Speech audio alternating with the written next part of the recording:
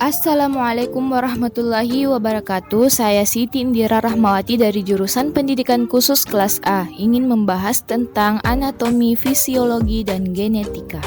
Yang pertama adalah anatomi. Anatomi berarti memotong, yang kemudian didefinisikan sebagai ilmu tentang struktur tubuh.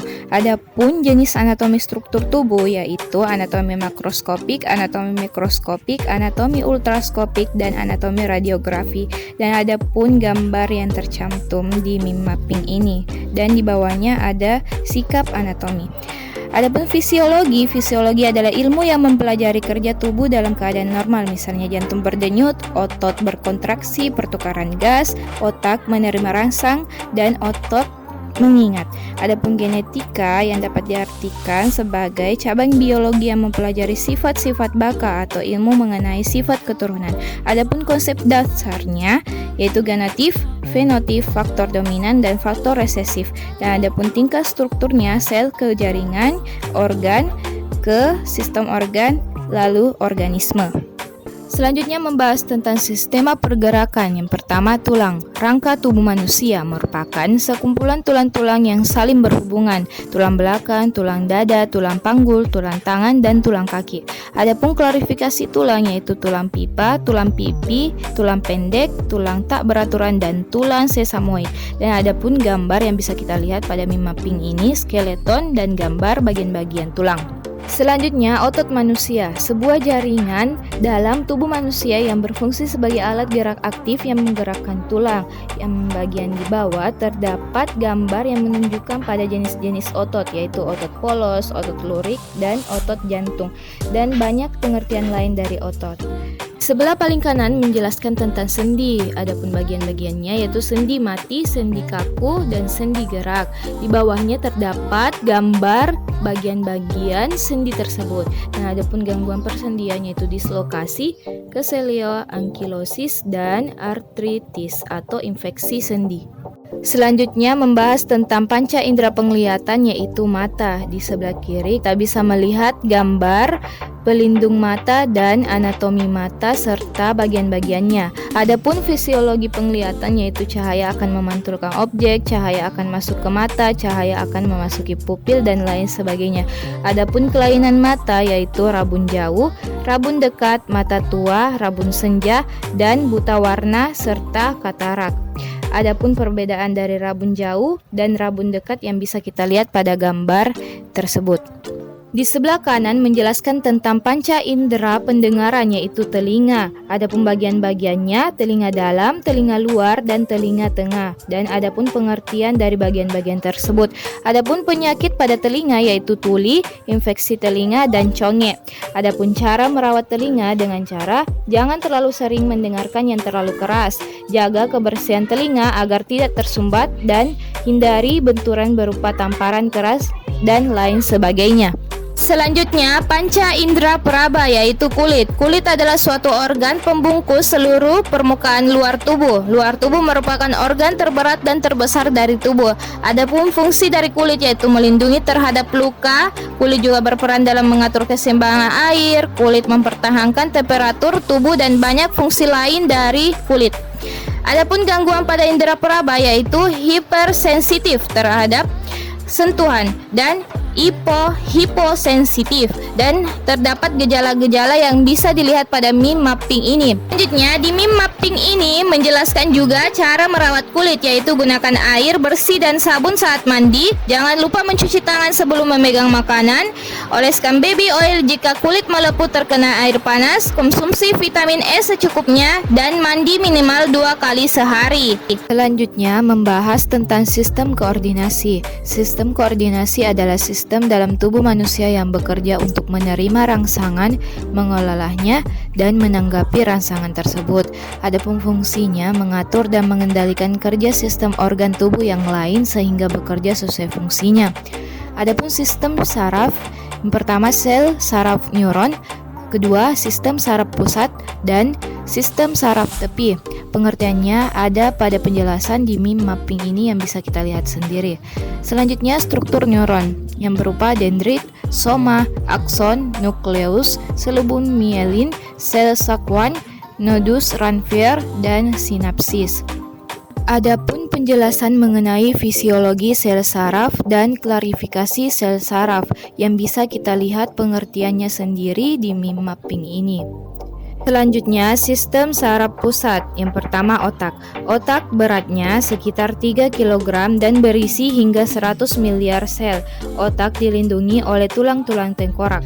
Lapisan pelindung otak yaitu parameter, arachnoid, dan dorameter. Adapun bagian dari otak yaitu otak besar, otak kecil, dan batang otak. Ada 3 struktur, otak tengah, pons, medulla oblongata. Dan di sebelahnya terdapat gambar mengenai bagian-bagian sistem saraf pusat. Yang kedua yaitu sumsum tulang belakang. Sekumpulan saraf yang membantu kinerja otak terkumpul dalam saraf tulang belakang yang terlindungi oleh tulang belakang. Medulla spinalis terbagi menjadi 2 yaitu substansi putih bagian luar dan substansi kelabu di dalam. Adapun fungsi sumsum tulang belakang yang bisa kita lihat dan gerak biasa maupun gerak refleks yang bisa kita lihat sendiri pada meme mapping ini. Terdapat di bawahnya yaitu gambar mengenai pengertian, fungsi, struktur, dan letak sumsum tulang belakang. Selanjutnya, sistem saraf tepi atau perifer adalah bagian dari sistem saraf yang di dalam sarafnya terdiri dari sel-sel yang membawa informasi ke sel saraf sensorik dan sel saraf motorik. Terdapat 2 cabang yaitu sistem saraf otonom dan saraf somatik. Sistem saraf otonom yaitu saraf simpatik dan saraf parasimpatik. Adapun fungsi saraf otonom, yang pertama simpatik yaitu memperbesar pupil, menghambat aliran ludah, mempercepat denyut jantung dan lain-lain. Sedangkan fungsi parasimpatik yaitu mengecilkan pupil, menstimulasi aliran ludah, memperlambat denyut jantung dan lain-lainnya. Dan adapun penjelasan mengenai sistem saraf sadar dan sistem saraf tak sadar. Adapun tercantum gambar yang bisa kita lihat sendiri pada meme mapping ini. Yang terakhir adalah membahas tentang genetika. Genetika merupakan cabang biologi yang mempelajari sifat-sifat baku atau ilmu mengenai sifat keturunan. Yang pertama, gen dan kromosom. Gen terdapat berpasangan dalam satu lokus padahal homolog dari masing-masing gen dalam pasangan disebut dengan alel. Yang kedua, menurunkan jenis kelamin. Jenis kelamin anak ditentukan oleh 2 pasang kromosom seks diberi pasangan 2-3. Bisa kita lihat sendiri, ayah XY tambah ibu XX dan apa hasil dari XY dan XX tersebut.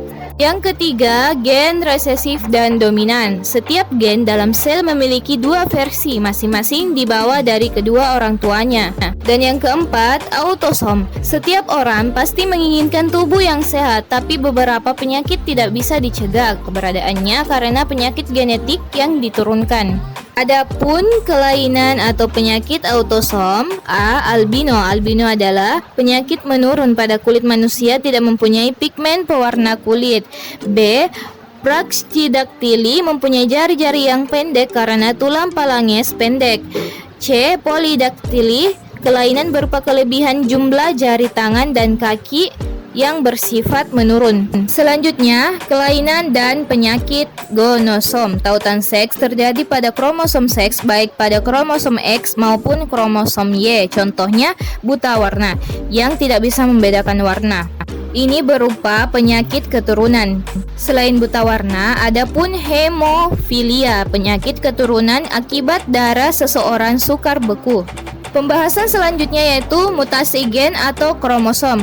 Mutasi gen terjadi jika adanya urutan basa DNA. Mutasi kromosom terjadi karena jumlah kromosom yang berubah, bertambah atau berkurang. Adapun contoh mutasi kromosom yang dijelaskan pada meme mapping ini yaitu Down syndrome. Kelainan genetik yang terjadi pada kromosom 21 yang dapat dikenal dengan melihat manifestasi klinis yang cukup khas. Contoh yang kedua yaitu sindrom Turner, suatu kelainan genetik pada wanita karena kehilangan satu kromosom X. Pada orang normal memiliki kromosom seks XX46, sementara penderita sindrom Turner hanya memiliki kromosom seks XO dan total kromosom 45.